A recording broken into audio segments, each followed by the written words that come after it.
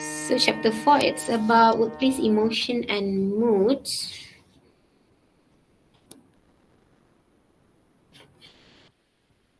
Okay, so the objective of this, I'm just going to give the summary of it because we have 2 more chapters to go. Okay, so upon completion of this chapter, you should be able to discuss whether emotions are rational and what function that they serve. Sorry, and then we are going to take a look at the sources of emotions and mood. We are going to take a look at the impact emotional labor has on employee, right? And then the contrast the evidence for and against the existence of emotional intelligence. This is another topic that is very good. Emotional intelligence, okay, in your thesis writing. Okay. So what are emotions and mood? Okay, so emotion is actually when we are, this is what we talk about, the affective one in terms of the feelings. So a lot of feelings are impacted by emotion and mood. They are made up of emotions and also mood. For emotion, this is an intense feeling that you directed to someone or something. Meanwhile, mood, this one is to be less intense, but it can be quite a while, right? Emotion and mood. Let's take a look at the. Oh, tak ada pula dekat sini. Okay, kejap. Hold on. Um, alamak. Let's take a look at the differences between emotion and mood. Sekejap. It is loading.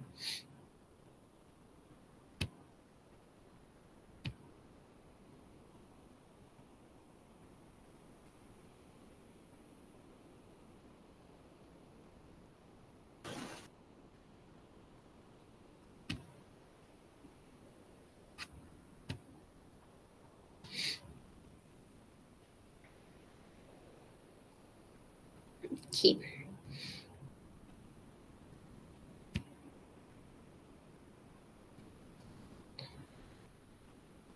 So for emotion and mood, emotion, it can be caused by a specific event. Let's take a look at the example first, okay? In terms of emotions, the way that you are, most of it is facial expression. You can show it by facial expression, like anger, fear, sadness, happiness, disgust, and surprise. This is like that movie, right? Inside Out, if I'm not mistaken, the movie. So it's very cute. Emotion, anger, fear, sadness, and mostly, this is in general. Mostly it can be caused by a specific event that can affect your emotion. Means that when you are attending a convocation, for example, you will feel happiness. Okay, if if things are not going your way, then you feel anger. When you are about to give a public speaking, you will fear.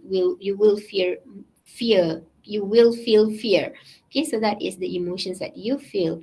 Definitely in the workplace, we spend about 8-9 hours in the workplace. Definitely we have some emotions going on. Sometimes it's anger, sometimes it's happiness, sometimes it's stress, and then sometimes it's surprise and so on lah. Okay, so it can be a very brief in duration, means that a few seconds or minute only, okay, when you feel that kind of emotion. But again, this emotion can lead up to mood. A mood can last longer than emotions. For example, if you feel relaxed, that is mood. When you feel happy, then you will be relaxed throughout the day, right? And then the cause is often general and unclear. One of it is emotion lah. And more general, two main dimension, it can give you a positive effect, positive feelings, ataupun negative effect, that are composed of multiple specific emotions. When you mix it up together, and then it can bring positive effect. Means that if you feel happiness, then you become cheerful throughout the day. If you feel anger, fear, sadness, so you will feel like more devastated throughout the day, for example, for mood. Okay, so we have here the structure of mood, just to share with you. So high negative effect, for example, like if you have mood of tense, nervous comes from fear, and then you stress, upset because of the sadness. Okay, sad, depressed, bored, and fatigue. Nowadays, okay, maybe before this, we didn't recognize the importance of identifying mood, but now we have a lot of mental health awareness in workplace. So it is important for you to recognize your mood so that you know how to which part of mood that you have to work it out, and then you need to have a good emotional intelligence, the way for you to have, to balancing out your mood, so you can have a good mental health at workplace. Okay? I know that we spend a lot of time, most of the time, at work, and we interact with people, and sometimes people just it's very difficult to work with all those kind of people. But again, you have to make sure that all these things, um, they can affect you in a certain way, but it doesn't last longer in your body or in your in your mind, or else it will affect your whole being. Okay. For high positive effect, for example, like you become alert, and then you become aware, excited, happy. If you feel contented, you feel content, you feel relaxed and serene, and then you can feel calm. So that one is that one is a positive effect lah. Okay, this one is low. Like calm, relax is negative effect but low. Okay, this one is low positive effect, for example, like fatigue and so on. Okay, so come back here.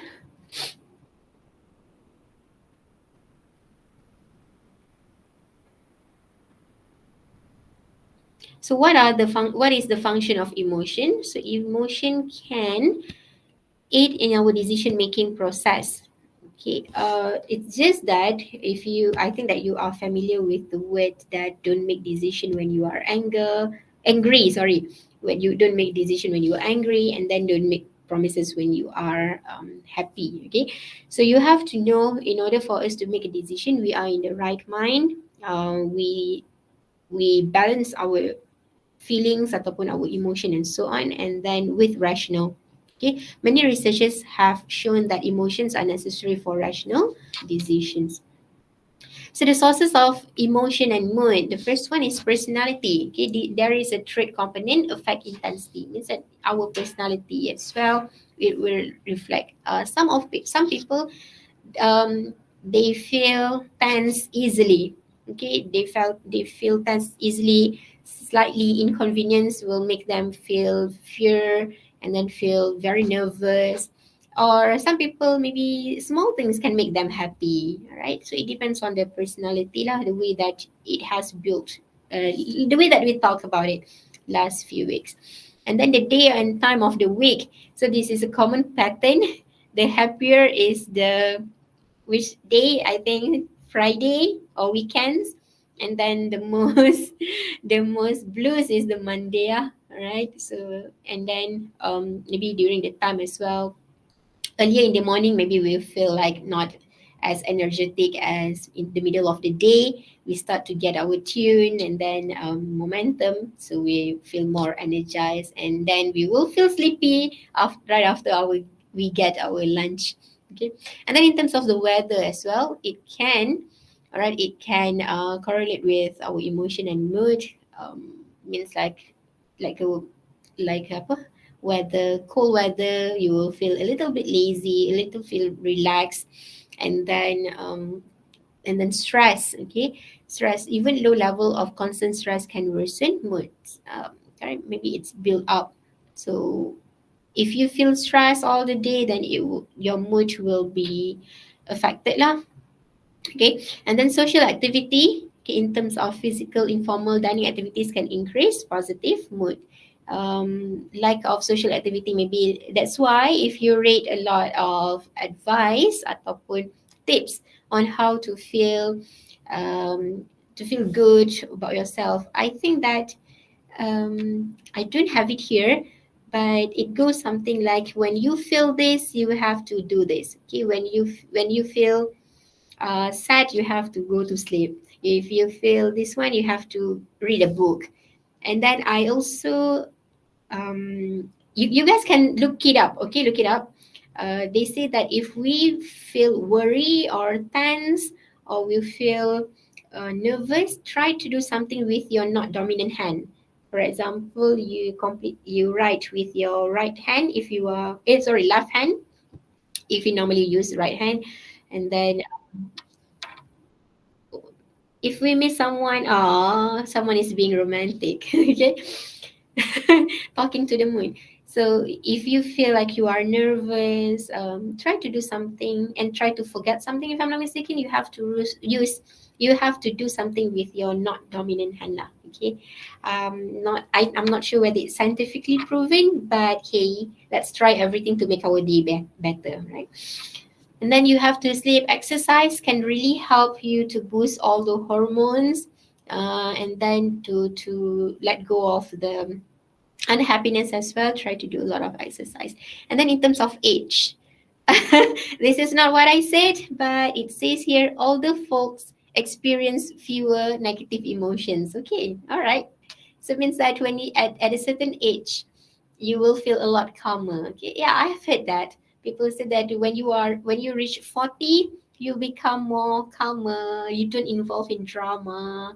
And then they say that for 35 years old and until 40 years old, this is a really intense period of your life. You will face a lot of challenges, a lot of dugaan, cubaan, and everything. So you have to regulate your emotions before 40, or else nanti 40 you are not happy. Life starts at 40, yeah. Okay, so can't wait to get to 40 so that I can become calm. Tak nak lah kan. Alright, but again, age is just a number. Okay, berapa tahun lagi nak 40 ni? Lambat lagi. So in terms of gender, people's research say that women tend to be more emotionally expressive. Okay, and then we tend to feel more emotions, more intense emotion compared to male. That's just because the personality, right? The personality, and then the way that, like I've mentioned, like the way that we have programmed. But not everyone, okay, not everyone. Maybe certain girls that is so reserved, does not show emotion, is not so expressive. Okay, this one is in general. I'm not talking when they do a research. It's just like a representative of a group. Not it doesn't mean that everyone is the same. Okay. All right, and then emotional labor. Okay, remember that I said to you just now, when we feel like in a workplace where we are not happy, but we have to show that we are happy. We feel something else, but we have to show that we feel something else. Okay, we feel something that's another kind of feeling. This is what we call as emotional dissonance, and it is very dangerous because if you keep on doing this, it can be very damaging and lead to burnout. All right, so that's why emotion are not to be meant to keep kept inside. If you think that you cannot handle your emotion and it became worse before you notice you notice a pattern where lead to burnout, you have to seek help. When I meant by seek help, it doesn't mean that you have to go to the institutions or whatever, but do something about it. Okay, you have to talk to your you have your own social support, right? So you can talk to them, you can talk to your friends, your trusted friends, all right? Because some of people, they you know they are not, they are just for us for happiness, but when it comes to bad news, so some of people would be happy to hear that. So please, if you have any problem, then talk to your trusted friends and also your family. Okay. So emotional dissonance, this happens a lot at workplace, where so how to overcome this? Okay, how to overcome emotional dissonance? At the first place, that you as an employee or employer, you have to be honest with your feelings. Every conflict that you have in the workplace, try to resolve it. But let's say if it really cannot be resolved, right? It really cannot be resolved. So this is when you have to work out the way that you receive all this emotion. Okay, emotional intelligence. It's either listen and let it go, or then just do, because remember that we cannot control everything in our life. Okay, there are a lot of things are beyond our authority, beyond our control. We cannot the thing that we can control is our response, our behavior, our attitude, the way that we treat others, but we cannot control others' opinion, others' perception, and then their reaction as well. Okay, so just control what you can. If you have those kind of feelings, maybe it can lead to more peaceful life, and then less emotional dissonance, and then you will have less burnout.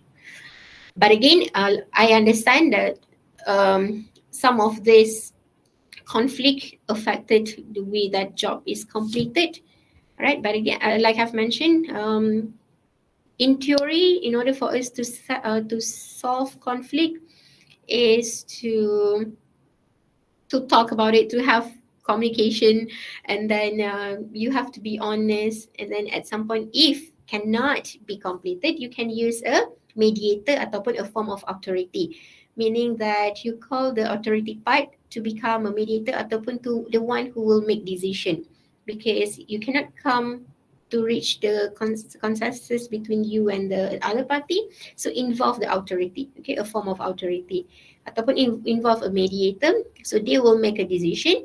The decision is not from you or not from the other party. So it will be like fair and square. You put it in the middleman ataupun the mediator lah. Okay. So types of emotion, the felt is your actual emotion, and then the display is the required or appropriate emotions. Okay, this is what we call as like surface acting. Surface acting, displaying appropriately but not feeling those emotion internally. Tapi kalau deep acting means that you are very stressful and then you changing internal feeling to match display rules. What are the emotion that you show to the public ataupun at workplace. So emotional intelligence, i.e. AI, sorry. This one is a person's ability to be self-aware, recognizing own emotions when experienced, and then detect emotions in others as well. And again, you manage emotional cues and information. So this is when one of the use of this is you know when to step back when things escalated, conflict escalated. So you know when to step back and not menyiram lagi apa minyak ke dalam api kan. So you have to know when when you have emotional intelligence, you know how to read the room, identifying one's emotion, and then identifying your own as well. If you think that you cannot hold this anger anymore, so you step back and then you leave the place at some time, and then you try to communicate rationally. Okay, all those things lah. Minyak petrol, yeah.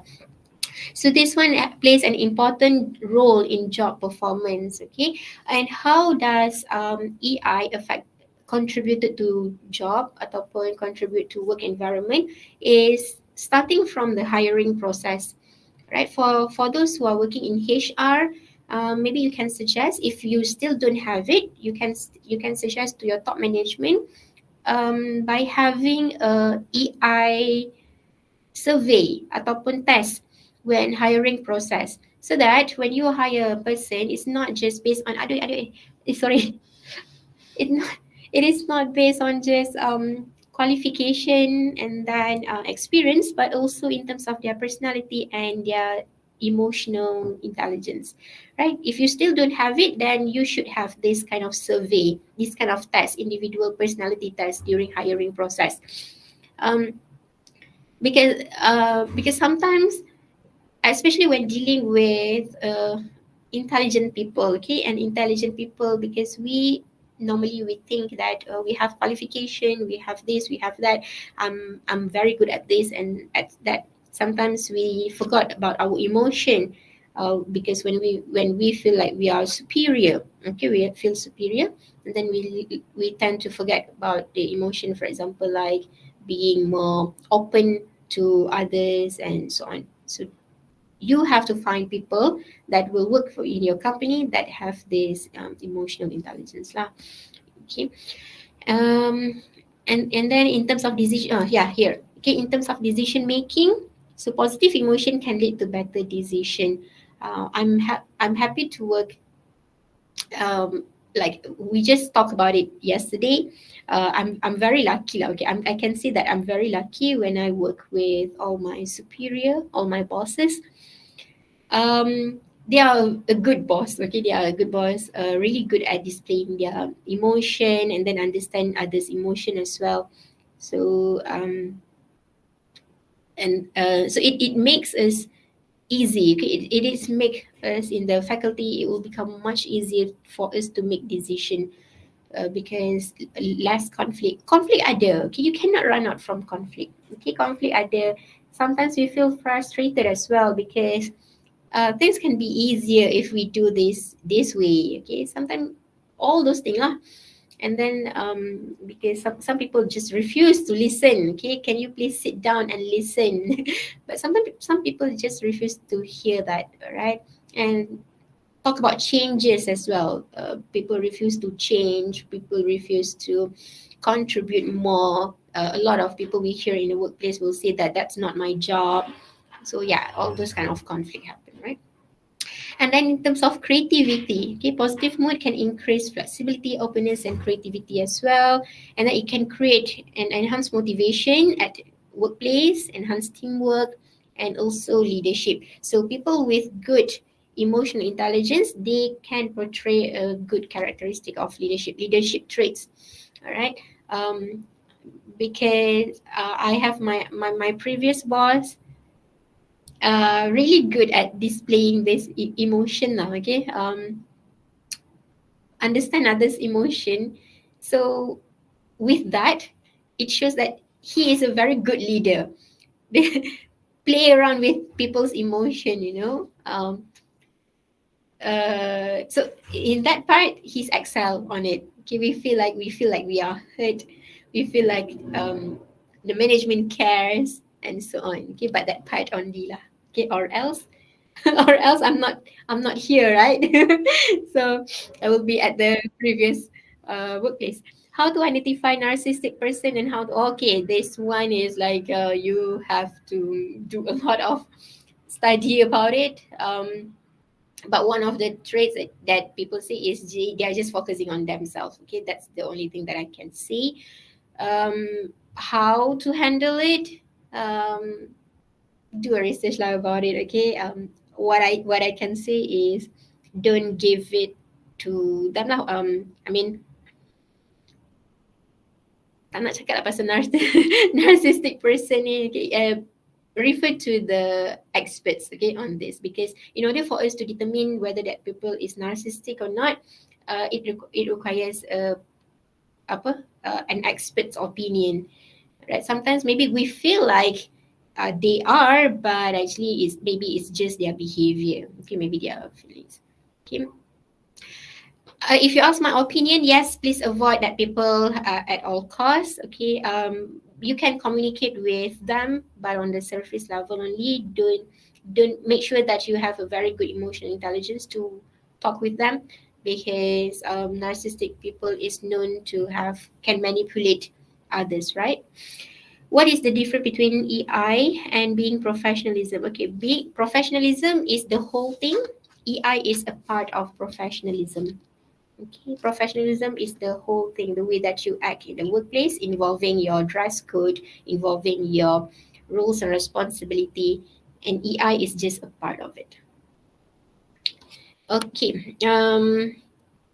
Then in terms of negotiation, okay, deviant workplace behavior. Deviant workplace behavior, we are going to learn about it later dekat dalam satu lagi topik. Alright. So let's take a look at very quickly. Let's take a look at chapter 5. We are going to learn about group today. Have you guys get your breakfast already, everybody? Yes. Wow. Belum. You guys can No. eat well. Not really. Not yet. Yeah. Anyone Yes. want to have breakfast together after this? In the middle of breakfast. Oh, bestnya. Only coffee, only coffee. All right. So let's take a look at next course. I'm going to, sekarang pukul apa lama? Kelas kita habis pukul 11.30. I'm going to give you 30 minutes early to complete your Coursera. Okay, foundation of group behavior. I believe that in your workplace, we work in team, we work in group as well. We cannot run from it. But in the workplace, actually, we have several types of group. One of it is a formal and another one is informal. So formal group, this is defined by the organization structure. Means that when you are hired, when you are selected in one organization, they will put you in a department. So your department is your group, the formal group that is made by the organization structure. Informal meaning that this one is not determined by organization. It can be like the one that you built yourself, from a bunch of colleagues ataupun a bunch of work friends and so on. So that one is informal. um, is it wrong to have an informal group at workplace? No, it's not wrong. Okay, it can benefit the organization as well if they know how to use the informal group. But the problem is about informal groups sometimes, because we have like this kind of agreement. If you belong to this group, then you cannot say anything to the top management, to the management. So that is why it's very difficult for apa ini?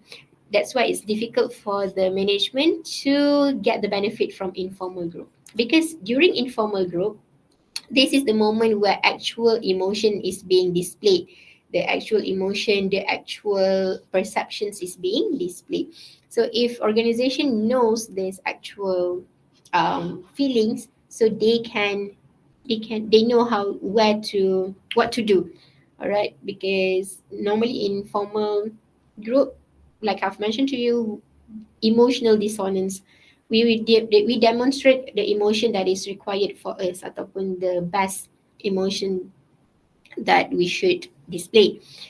Informal, more information actually inside the group. But the dangerous side is um, a lot of miscommunication will happen, a lot of rumors, gossip, and then apa orang panggil tu, fake news, unauthorized information, hearsay. So that is the dangerous. Perception. Apa tu? Perception. Perception. Yeah. Okay. So that's the dangerous part of the informal group. Yeah. And normally for informal group, they are built based on a certain similar interest, similar passion, ataupun similar problems that they face in the workplace. So they tend to make an informal group. All right. Gang surau, yes, okay. Gang surau, gang makan. How to handle a non-teamwork person? Any tips or sharing? For me, if it's a non-teamwork person, all you have to do is ask them to be more participative. If they are not really comfortable with other people, maybe you can delegate the work specifically for this person, as long as this person completed it. Okay, for every conflict ataupun for every problem, I think that we should find a solution. If let's say we cannot change the people, we cannot change the behavior or not, focus on what we want, the outcome. Okay, what kind of outcome? Let's say if this person if not fully participate and then they don't do the work, so the outcome here is we want that work, right? We want that work. The way that they don't want to be involved in group, it's okay. That one, leave it to performance appraisal later for the bosses to tell them. Can But I add on something? sorry, yes, Can I add on something? yeah. So I think doesn't give them work is not the right way to do that. Then usually when you want to run something that everybody is different personality in one group, then if that particular person is not like a teamwork oriented, we can actually ask them if you doesn't want to do this, what actually that you hope to do. Like we ask the opinion, then we delegate the task. It's never left out in the group. This is my opinion. Yes, okay. That's why I meant you delegate the job that is convenient for these people. You don't have to be a part of the group if you don't want to be, but we want the outcome, we want the work. Okay, you should contribute something to the group. Let's say if you don't, if and then like Atika said, okay, you have to determine as well what makes them maybe we give them options to choose which one is convenient for them. Again, I know that it sounds like why we have to do so much thing for this one person, but again, in order for us to work together, we need some kind of like tolerate, right? You have to tolerate other people. You have to, as long as, for me, as long as you get the outcome, you get the work, you get it, the work done, I think should be okay. In terms of behavior ke apa ke, leave it to, like I've mentioned lah, leave it to the right person to tegur. All right. Of course, we can say, okay, we can say, but again in a polite way, and then we have to know our role as well, whether we are in position to tegur or not lah. All right. For this informal group, it's just like a small union, sorry, but no power, but true. Okay. We can talk, we can, but again, when it comes to raising up, please use the formal group lah. Okay, use the right flow of command and so on. Okay, so why do people join groups? Kejap ya, I kenapa dia tak boleh kecil? Okay. Why you can small? Okay. Why do people join groups? Okay, the first one is because of the security. Security mean ada explanation tak? Tak ada. Okay, in terms of security means that you want to belong with a particular group. This one in general, okay, like we said just now, tak semua orang suka dalam group. Okay, not everyone wants to belong in a group.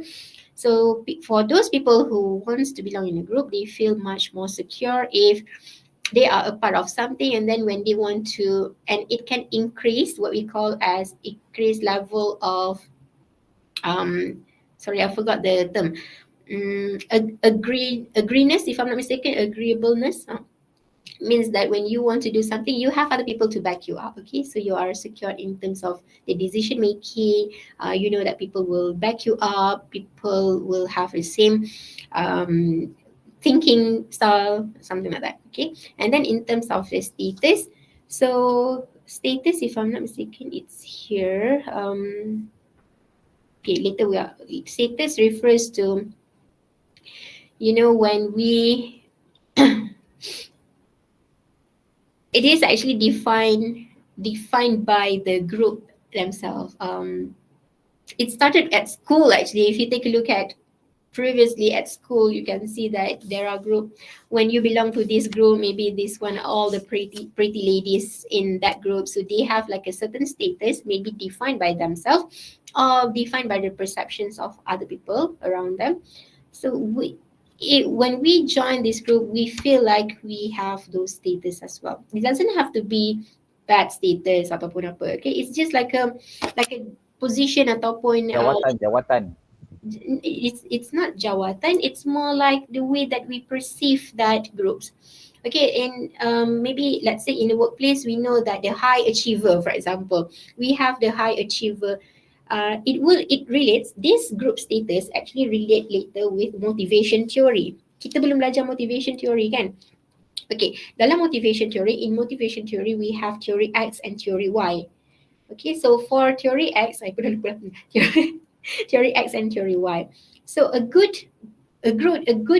group of people under theory X means that they are the high achiever. When you give them work tasks, it will be completed in the blink of an eye. Lepas tu really completed good output from them. Okay, meanwhile for theory Y is the person who refused to do job. It doesn't show any commitment to the work commitment, and then the people who doesn't show initiative to do job. Okay, so alamak apa tu?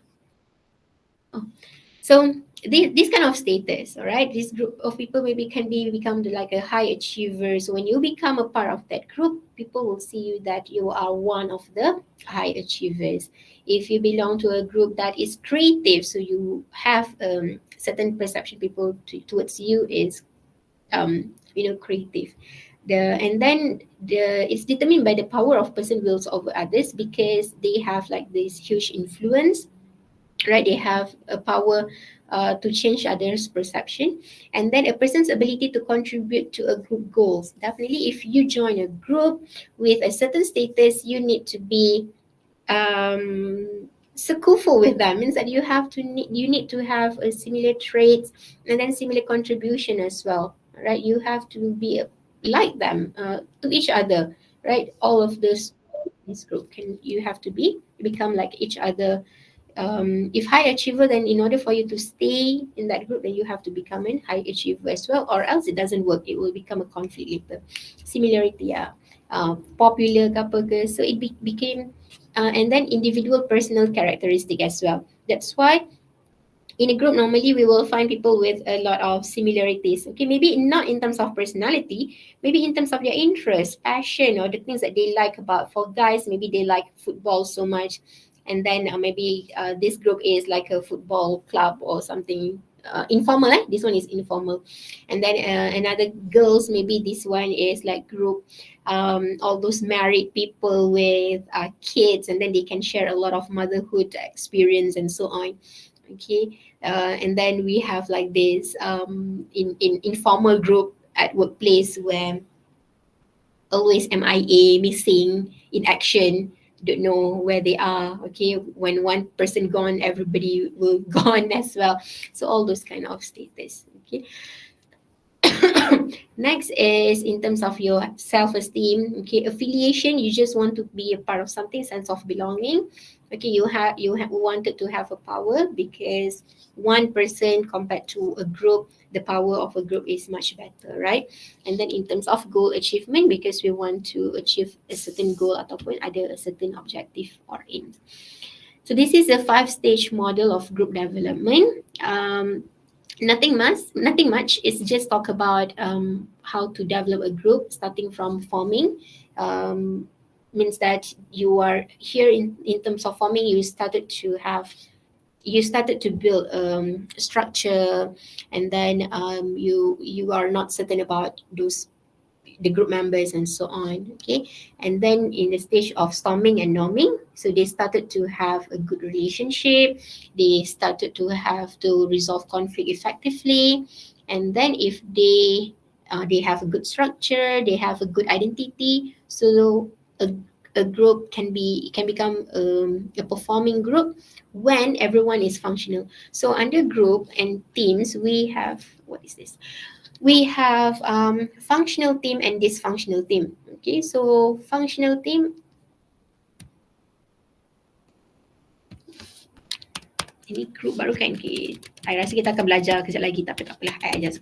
So kita ada functional team, and then kita ada dysfunctional team, right? So you have to focus on this one. Okay, I want all of us become a member of a functional team. So what you have to do is you have to become, okay, people with this kind of characteristic. The first one is you need to collaborate. Okay, you need to collaborate with other people. You need to involve more, contribute. Okay, listen to other people, and then accomplish something within the group. Okay, lepas tu you have to become what do we call it,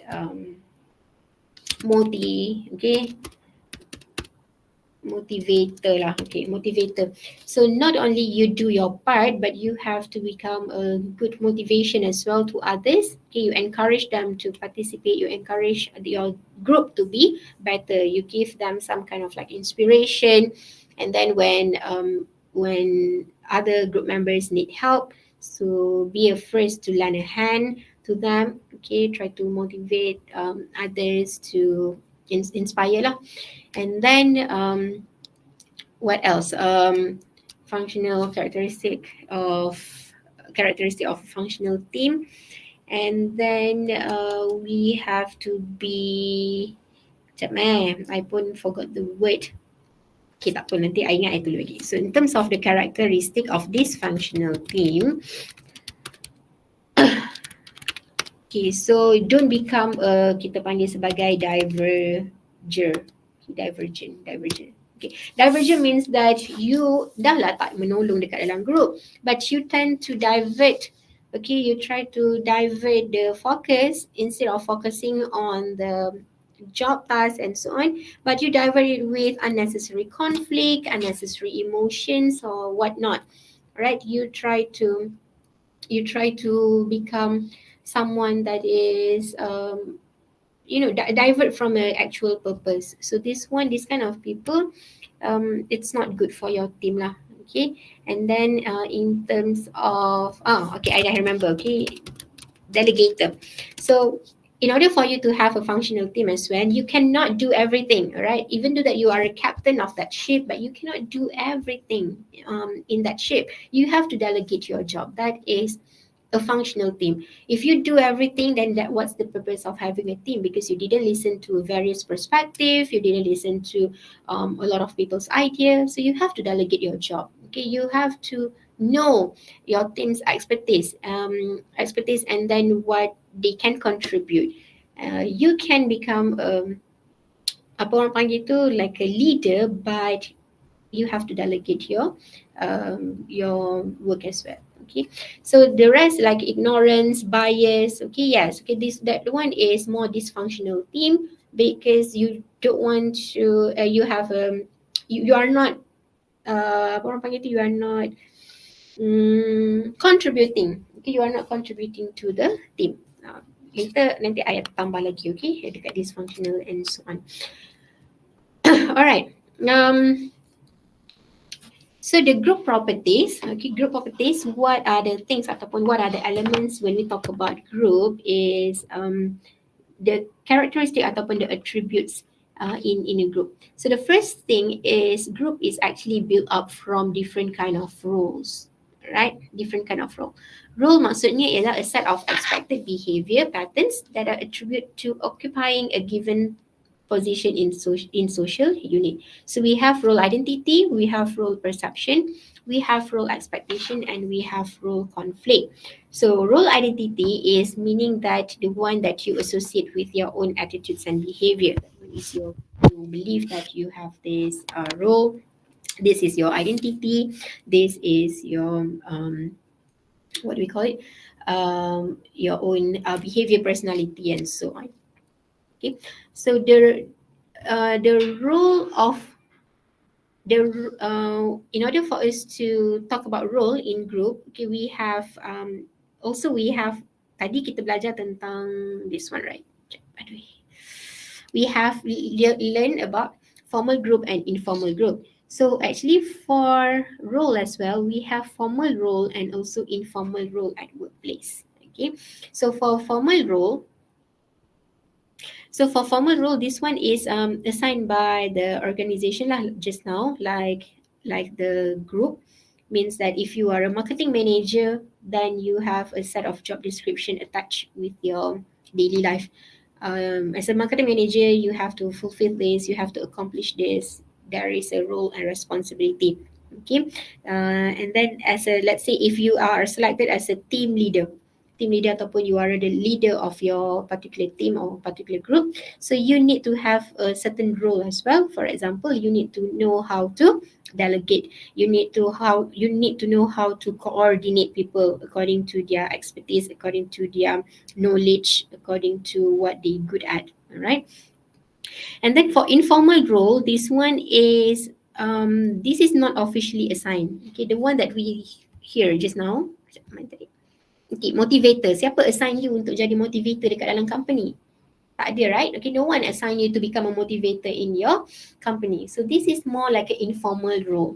Okay, informal role for you to have to motivate other people to become helpful, empathy toward others. Okay, so this is the and if you are let's say if you have a conflict as a team member, one of the informal rule that you have that you need to do is you need to resolve the conflict, initiate communication. You need to give ideas, and then you become the one who try to maintain the harmony in the work.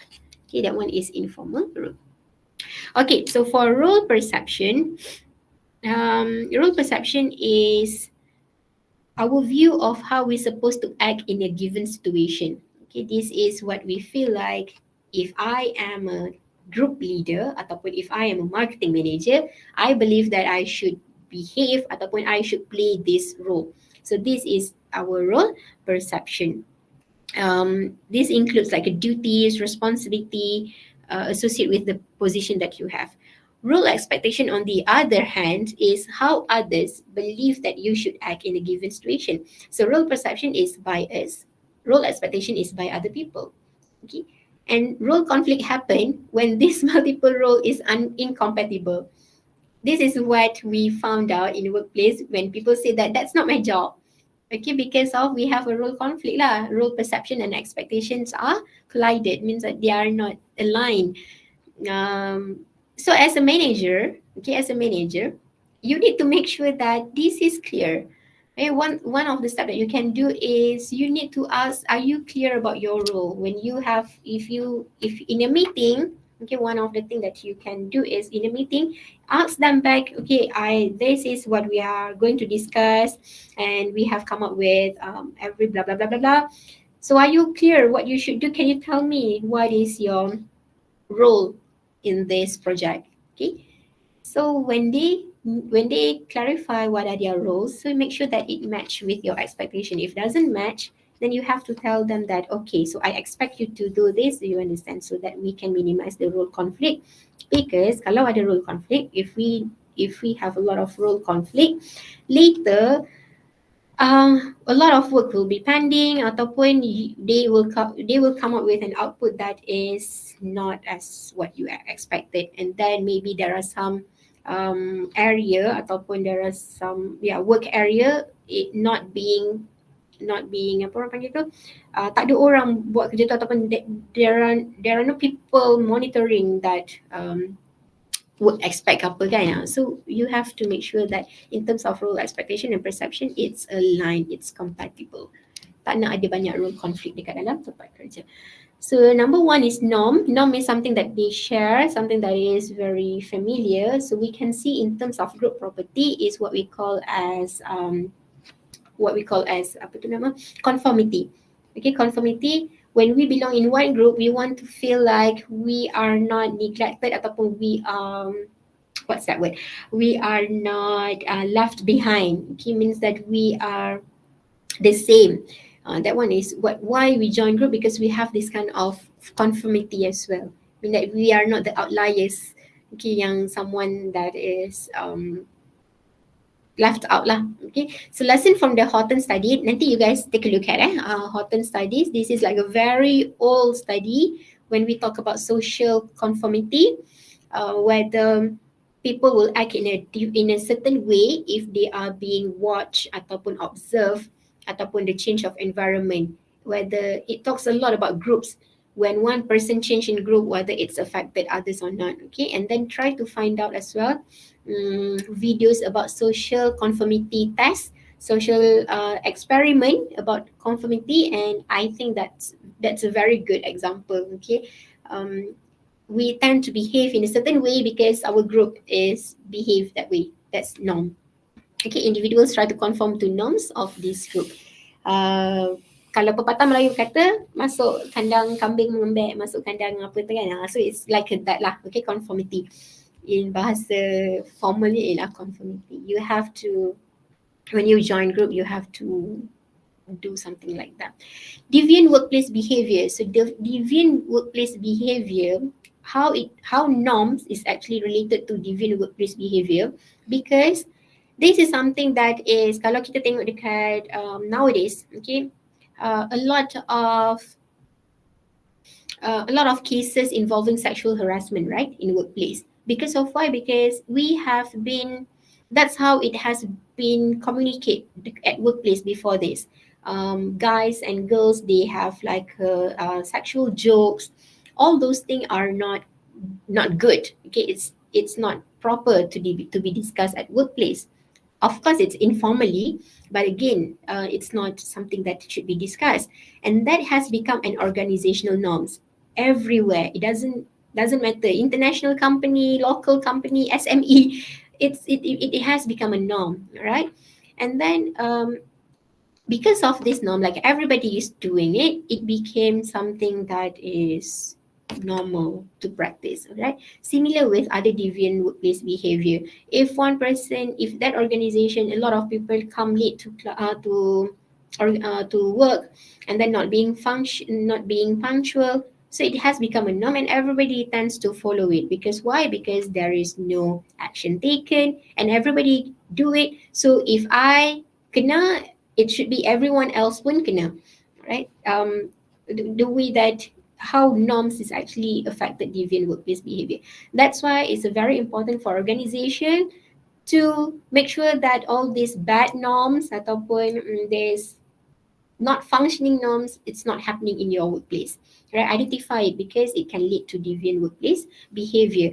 It is supported by the group norm because yalah, bila dah ramai-ramai buat kan, it will become like a culture at the workplace. So it's not good. As an organization, they have to uh, they have to make sure that um, your company doesn't build this kind of culture, deviant workplace behavior. Okay, status we have covered up tadi.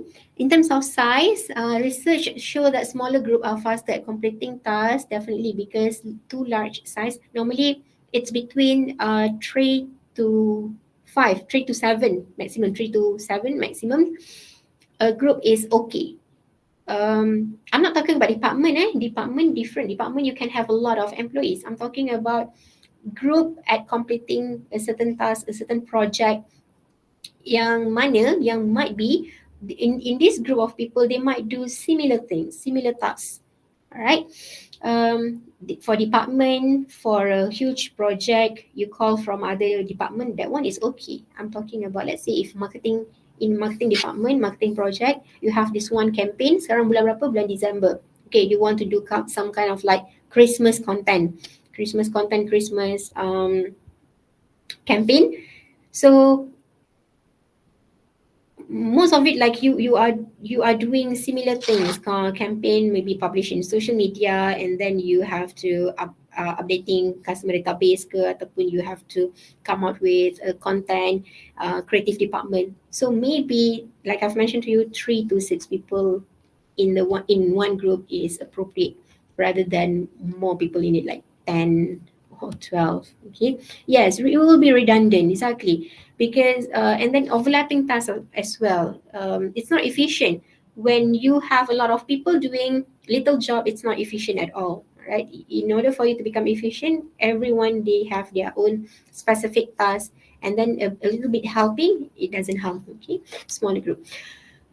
But in terms of problem solving, let's say if you are required to view it in every aspect, in every perspective, then maybe large group are better, especially if it's a cross-functional. Okay, cross-functional means that one from this team, another one is from this team, because you want to make sure that not there is no perspective is left behind.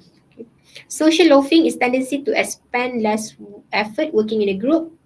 Okay, so in terms of social loafing, I think that we can find, we can find as well this kind of people in our workplace. Social loafing, in short, it means that I have another person do it, so I'm not going to do it. Okay, ataupun they feel like I'm not. If compare you and me, you are much more better, so it's better for you to do it. And so that kind of social loafing. So what's the purpose of us putting you in a group if everything that other people can do it better and then left you with nothing? Okay, so don't be this kind of person. And if you have this kind of person, please let him or her have something to do. Okay, do not give this person a room for for sitting around, do something. Okay, one of the characteristics is they put less effort compared to other people. All right, unequal distribution of work, like I mentioned. And then for prevention, mesti kena ada goal, and then you have you can put peer evaluation, right? If you put peer evaluation, it doesn't mean anything if I'm good and then you're good. We are going to evaluate you later. If you tak contribute apa-apa, then that's how it's going to be in your evaluation, your performance evaluation. Spoon feeding, exactly, yeah. Okay, banyak cantik dia kan masuk group, and then we have give a task but didn't do anything. So don't do that, and then take action as well if you find that your team members is something like this. Okay, you can, macam I cakap tadi lah, you can suggest, okay, let's do a peer evaluation on this. Later nampak macam nampak macam kita ni sangat kan, tapi it's good, so that it should be equally distributed at work lah, in theory. Okay, again, whatever that we discuss here is in theory. If you can practice it, then it's good. If there are a lot of factors hindering you for doing all this, so I hope that you can find a way, all right, based on what you have learned, try to find a way to minimizing this kind of conflict. Cohesiveness, this one is attracted to each other, more, like sense of belonging. High, if you have a high cohesiveness, means that it can lead to high productivity, because a group understand each other, right? And then they feel great towards each other, they want to help, and their main focus is to produce a greater ataupun a great output, rather than have a hidden agenda ataupun personal agenda. Okay, definitely we have personal agenda. Definitely when we do something in workplace, mestilah untuk kita juga kan. At the end of the day, we can get promotion, we can get high increment, and so on. But again, when we are working in group, we have like a informal roles to help each other. All right, it doesn't harm everybody if you can produce. You belong in that group. You belong in that team, so you can take the credit as well. Okay, so encourage cohesiveness. How to encourage is make the group smaller, and then encourage agreement with group goals. Make sure that everyone aware of what you try to achieve. Increase the time spent together, but be careful. This one is formal time. Working time only. Janganlah terbawa-bawa sampai ke dunia lain. Okay, so increase the time spent together at workplace. Let's say if informally, but you have to talk about job, and then means that you need to know your boundaries lah. Okay, increase the status and perceived difficulty of group membership. Identify each other weaknesses and strength, and then help each others. Stimulate competition with other groups. Okay, and then give rewards to the group rather than individual members. This is what managers can do. Instead of praising individual, you have to give praise to the group, and then any kind of rewards, any kind of benefit to the group, rather than give the credit to individual members. And then physically isolate the group lah. Means that in my previous workplace, we have a lot of discussion room, a lot of empty room for you to have a team discussion. All right, so it doesn't feel, so that other people doesn't feel like, why kenapa diorang semua macam sembang bisik-bisik dekat tempat masing-masing kan. So it is not good if a work involving a work task, and then you don't have a specific place for it. That's why we have meeting room, discussion room. And please suggest that to your managers as well. If you are a manager, at least, okay, give a place for team members to discuss things privately, because we don't want other group members, when we saw, it can be like, I think for me, I think the way that I perceive, if you want to discuss about something, if you do it in your workstation, semua orang berkumpul dekat workstation, it doesn't look professional at all, and then you will disturb other members who are not belong in your group. Okay, you need to have a space for you to discuss, maybe a whiteboard, maybe a projector for you to discuss, and then feel like you are free to say anything without whispering and so on. Okay, so don't do that. And then people, some people will feel like they are left out, like, what are they discussing about? And then that thing it's not about you, or it's not about your job at all. So please give them a space. A lot of startups and technological companies, huge companies, they have this kind of smaller room to have. Here in Uni Raza as well, we have a lot of discussion rooms, and then we have a lot of quiet room for students to have their own group discussion. Okay, even daripada zaman universiti lagi, organisation dah tunjuk betapa pentingnya all these small discussion group. Okay, but for discussion lah, not for sleep. Okay, please. Jangan salah guna pula. Ni employee ni masalahnya dah bagi, dia salah guna pula kan. Tak boleh tidur pula dekat tempat kerja. Tak boleh tidur pun kat tempat kerja. Okay. Boleh lah ma'am, kita dapat 15 minit. Apa tu? Tak, I mean boleh tidur kan, kita dapat Boleh. 15 minute break. Tapi ada proper place tak kat work? Biasanya kalau my previous company ada, memang dia sediakan for example macam sick bay kan, memang dia disediakan lah. Okay. Itu kalau kita ambil kita punya employer ataupun kita punya management ni, dia ada western value sikit lah. Betul. Okay, Kalau local ni dia tak fikir sangat. Biasanya belasah dekat surau ke, kat tempat mana-mana yang tersuruh. True. Okay. So yeah. Betul. Okay. My previous workplace as well, we have a place for sleep. Tapi it's too public lah. But you can sleep over there. It's like a lot of bean bags over there. So you can just but again macam tu lah. I cakap MNC kan, local company, they have to start thinking about this well-being lah. Employees well-being. Create a place for my staff in my factory. That's great. Okay. My office has a nap room. That's great. Okay. So that tak nampak lah macam kalau you take a nap in your workstation ke apa, boleh, tak ada masalah during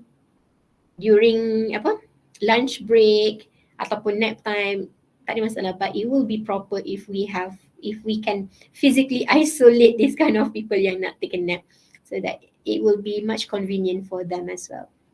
True, okay, short naps good for cognitive recovery, betul. But I couldn't because too much thing in my head, and I kat rumah yang selesa pun tak boleh tidur, apatah lagi dekat tempat kerja kan. Okay, so lastly is about group decision making. So group decision making, of course, everything have their own weaknesses or their own strength, positive and negative side. Group decision making is not excluded. So for group decision making, the strength is definitely increased diversity of views. You can see a lot of perceptions. A lot of aspect can be discussed, and then acceptance of a solution as well, it will be increased, and then banyak lagi information and knowledge that you can get. But the weaknesses is it is a time consuming process, right, to ask everybody and then to get a lot of information, and then maybe some conflict will happen, conformity pressures as well, especially for there are some funny things about being an introvert nowadays that has been published in social media, and I enjoy reading at it. Okay, some of the introverts think that it's small, but it will make them not uncomfortable. Okay, so yeah, conformity pressures is one of that, and the discussion can be dominated by one or few members, so it's ineffective. Bila discussion everyone should be participate, but what happens normally when we have a group decision making, there will be like one or two people who will become dominant, and that instead of participating, it's just become like a listening process. Okay, just listen and then not contributing, and then ambiguous responsibility for the final outcome. Okay, this is what I meant by effectiveness and efficiency as disebut je kan. So effectiveness refers to the accuracy, speed, creativity and the degree of acceptance. Alright. Kalau efficiency means that they are doing everything right at the first time. Okay, that one is efficiency, doing right, and then there is no lack of responsibility somewhere ataupun a person social loafing. So if we have social loafing, it's not efficient at all lah. Okay. So group thing, last thing. Tadi dah last kan, ni last. Okay, dia betul-betul last. Okay, group thing. Yeah. So group thing is a situation in a group where other members are relying on a leader ataupun another group members to contribute more ataupun when there is a decision making happening, because we tend to view our group members is more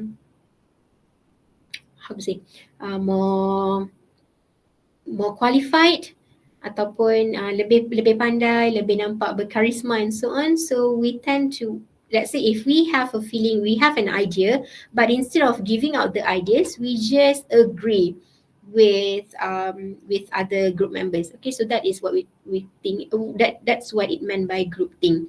Okay, occurs when they pressure the others to support the majority. All right. At the end, yes, you have consensus, But consensus, just because you don't have other people to raise ataupun to create check and balance, you don't create arguments. We just agree because the one that giving out ataupun voice out the opinion, voice out the decision making is more qualified ataupun more credible, right?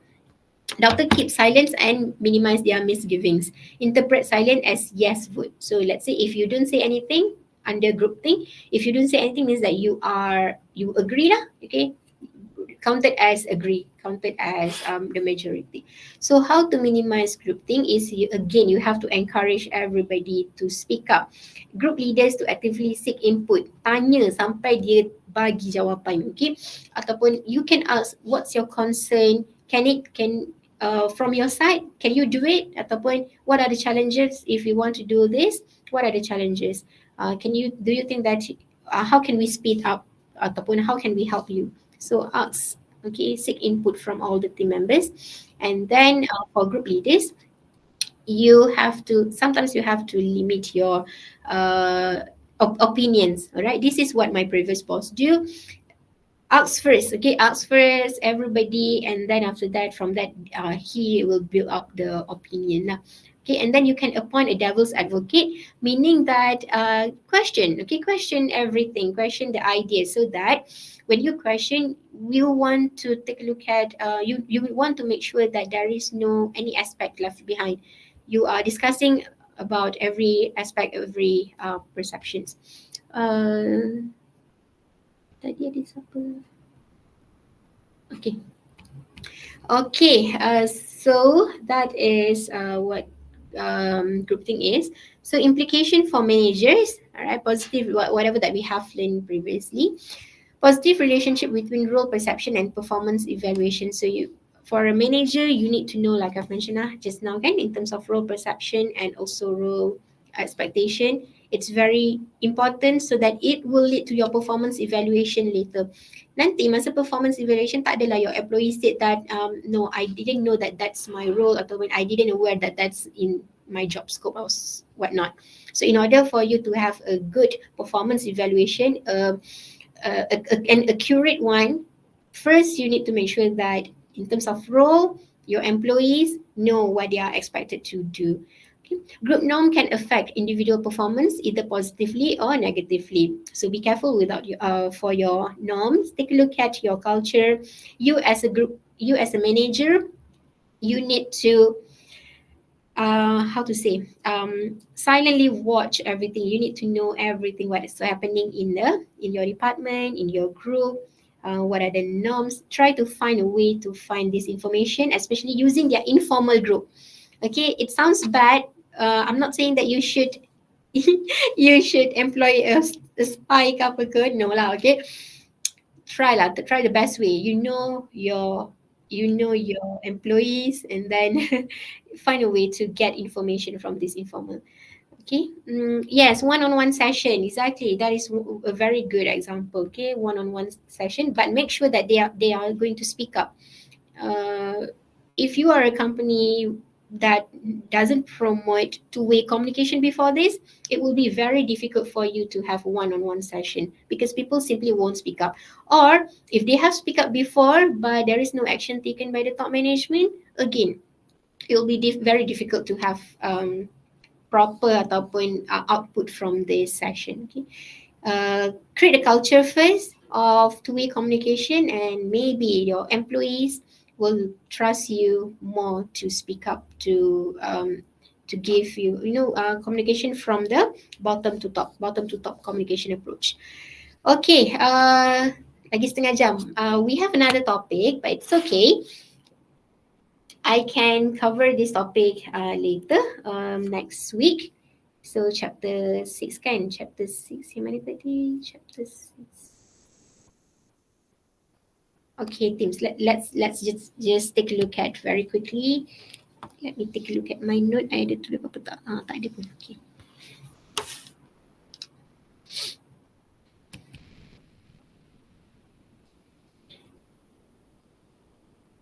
Okay, team.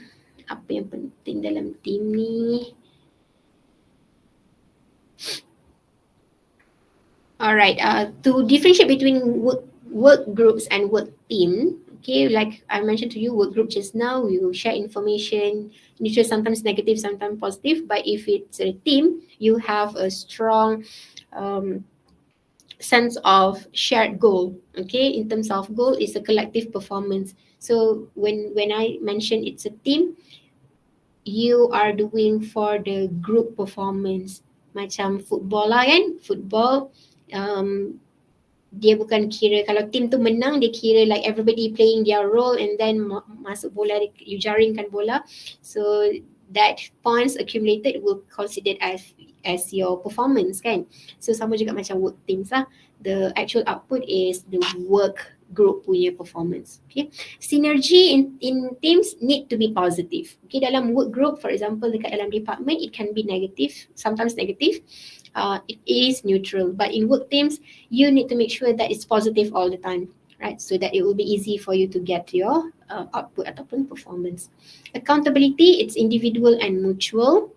And then in terms of skill, it's complementary, means that each and everyone in a team, they know their strengths and weaknesses, so they work together on that lah, which mutually dependency. Okay.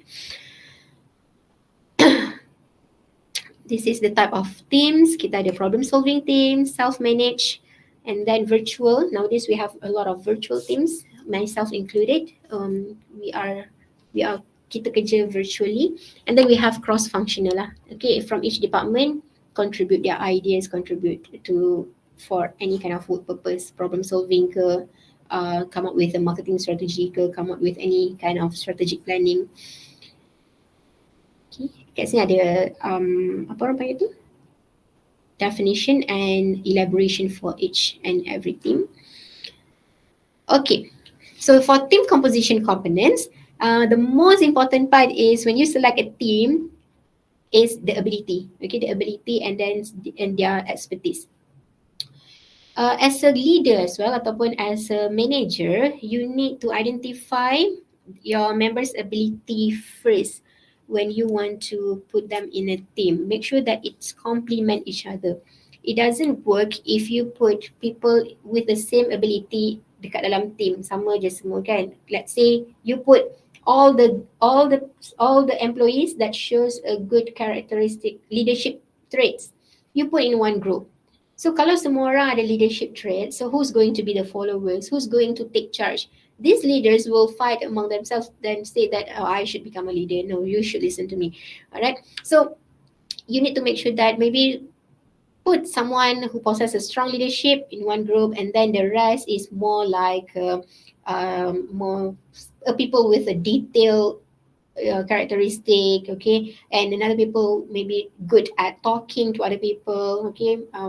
They have what we call it, more in terms of talking. Lepas tu another people maybe in terms of like a good with IT database or whatever. So put ability in terms of the expertise, problem solving, and also interpersonal means that you need to make sure that ada dekat dalam team tu someone who can harmonize the whole team. That is the tricks lah. Alright, you have to put someone that knows how to keep the harmony in the team. Put someone who has a very positive attributes. Right? Yes, interpersonal communication, exactly. You need interpersonal communication means that you need to become good at problem solving. You need empathy, respectful, and so on. Okay, and then in terms of personality as well, conscientious and open-minded. Allocation of role. Okay, in terms of allocation of role, based on the ability as well. Again, for role, make sure that they know each and every one of their role. And when you are delegating their work to them, make sure that they know what they do. In terms of diversity, okay, yes, it can be in terms of gender, age, in terms of different experience, in terms of background, education background, and so on. Okay, put a lot of people in diverse. If we take a look at the governance, can in the board of directors governance pun, the one who handle all the strategic planning on top of the management kan, atas top management tu lah, on top of the organisation, they are actually promoting diversity as well. Okay, in terms of their board composition, make sure that in terms of expertise, need to have a lot of people with a lot of expertise. Lepas tu must have like a quota, let's say lah kan, government they encourage 30% quota of female board of directors. So mesti ada female, and then in terms of diversity, in terms of age as well. Okay, and then size of the team. Take a look at what size is appropriate. Like I've mentioned, it's better to have a small team to complete a specific job task. Okay, unless it requires you to do a problem solving for the organizational level, then maybe you are required to have a large team. Okay, I think that's all in terms of team. Okay, turning into individuals into team players. Ini tadi ada orang tanya kan, how if we encounter people that doesn't like to be a part of a team ataupun refuse to do the job, doesn't possess any teamwork spirit. So what you can do is this one, okay, how to shape the team players, selecting employees who can fulfill their team roles. So what I can say is you ask, what kind of roles that you want to play that you think that you can contribute. Okay, if you don't like the one who delegated for you, then it's okay, you can discuss. Okay, you can discuss and tell us more on how you can contribute better. Tell us more so that we can you can produce better, and then you can contribute to the team members without doing anything, right? And then again, training. You must send your employee for training, not only train about their technical knowledge ataupun technical skill, but also interpersonal skill. Okay, in terms of teamwork, you have to send them and then encourage them to know that when you are in workplace, whether you like it or not, sometimes it involves a teamwork task. So you have to do it. Okay, so send from training to become a team player. And then reworking the reward system. Okay, so this one yelah kan, not maksudnya bukanlah setiap kali dia participate dapat reward ke apa ke. No, it can be as simple as recognition. Okay, rewards, it doesn't have to be like monetary. It can be as simple as recognition. It can be as simple as praise. It can be as like the acknowledge the best team of the month and then line up their names. Okay, this kind of thing actually motivate people. Okay, research show that it motivates people, it's just like a simple gesture from the employers. Okay, reworking the reward system to encourage cooperative effort and continue to recognize individual contributions. So you select the best team of the month, but you still publish their names, right? So that's how you recognize individual contributions. Okay. Yeah, pad at back, exactly. Okay, just send an email lah. Paling mudah kan. Send an email. And let's say if your management doesn't do that. Okay, your management doesn't do that. You as an employee, apa salahnya you pun boleh buat. Okay, there is nothing wrong with you motivating other employees, right? So let's say if you, I think it's not wrong lah, because I do it myself as well. Okay, so let's say if it can be like a simple thing, lecturers bawa student pergi field visit. Okay, actually it's nothing. It's just like an activity, right? But we motivate other people and say that that's a very good initiative from this team. Okay, so you as an employee, you start that kind of culture, and then nanti when your management see it, your manager will see it, then it become a culture. Okay, belanja karaoke, itu dah monetary dah tu kan. Kena pastikan pocket money banyak lah organisation. But yeah, okay, for huge company, for bigger company, you can opt out. Choose something like this. Welfare committee. Okay, build a welfare committee, and then every month bring them somewhere. Okay, it can be like a free lunch thing ataupun rent one movie hall and then play a movie for your employees. Kalau banyak duit lagi, bawa lah pergi retreat kan. So all those kind. It doesn't have to be almost every week ataupun every month ke. Show an initiative and then be consistent. So this one is CSR already lah kan. CSR, when you want to encourage you punya employees engagement, employees commitment, if you don't have a culture of it, it will be bukan impossible, it will be very difficult. So impose the culture first, okay? A culture of giving, so that when you give, it will increase the motivation, it will increase the job satisfaction. Let's hope that employees who think that they have tadi kan yang kita belajar tadi, like normative and effective commitment, they will stay in the company for the right reason. So for those who stay with the company with the wrong reason, send them for training. If still tak okay juga, then PPP lah. Dengar macam kejam, because you have to do what you have to do. Okay, as an employee, they have a responsibility. They have like an unwritten rule to to to become a good person, to good employee. Okay, they have to follow the policies and so on. But first meeting marah-marah dan bawa makan. Itu passive aggressive kind of management though. Okay, not every month, yeah. Okay, stop giving no work. Betul. Don't no. For my company, previous company, yes, they give it to us every month, but that one is a welfare committee. So they try to increase our, and every Friday is like a happy day kan, Friday.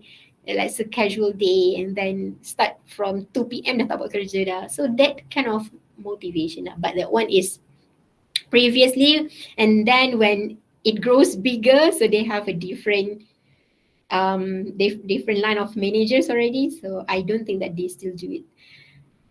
Resistant people ni emotional, don't talk about facts, selalu manipulate and exaggerate. Okay, mental kena kuat as a leader, yeah. Alright, try to identify the best way to get to everyone, professional way lah. Okay, as a leader, yeah, you have to become very, apa orang panggil, first your emotion as well you need to know how to handle your emotion before you can handle others, right? Okay, so that's all. Please go to your Coursera and complete week 3. In the meantime, I try to investigate ataupun I try to see how I can get the rest of the marks from Coursera to Eurox. Okay, so you have about 15 minutes. Try to complete chapter week 3 punya quizzes. Okay, all right. Thank Sorry, you. madam. Sorry. Sekejap, madam, sorry. Sorry, Daniel ya. Uh-huh. Nak tanya Coursera ni, we have our week 1 ni must be right tick That means we have completed the week 1, week 2 in order for us to get the grade. Yes.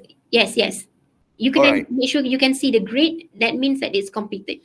Kejap. Yeah, week 1 tu kena right tick, week 2 kena right tick, then that mean okay lah tu. Yeah. Good.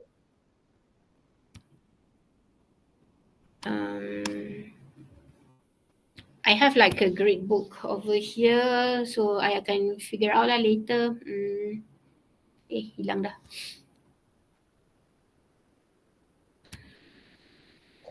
I just checked in the system. The Uh-huh. attendance for last week is not key in yet. Yes, I've mentioned just now, right? In the No, I for haven't the week keyed in one. because the marks are already gone, so I cannot key in. How about the week 1? So all attendance, Week 1 already key in. but my name is not there. Are you using Uniraza email that time? I I think so. I need to check. How can we amend the attendance? I speak a lot. Should be my voice in the recording. For attendance, if you use Uniraza email, it should be recorded automatically. If not, that's why it's not recorded. Then how we will do that? But I think I checked already. Did you attend the first class? Of course. Yeah, confirm that Tika attend the first class. Yes, thank you. Okay. No worries, I'm just asking because it should be, if you are using your Uniraza email, like I've mentioned, it should be automatically recorded. I If do not, have. then how? What the solution? If not, then how we can do that? It's okay, I will amend it. Okay, thanks. Oh, you are Mel. Yes, correct. You can call me so Mel. I didn't use Atika. If you are a Mel, I remember that last week your name is not last week. You are not using Uniraza email. That's why. Yes, because I have that no information, but I text that what we call it, that guy who managed to send me in this course. They told me they give me the link in WhatsApp. That's why. Then after that, I'm using this Uniraza email. All right, so that's the reason why it's not reflected, and I'm going to edit it later. Okay, thanks. Okay. All right. I'm going to check everything. Just focus on your Coursera right now. And let's say if after this class is still not being recorded, then please PM me. Okay. I wouldn't take. Let me just end the recording first. Recording.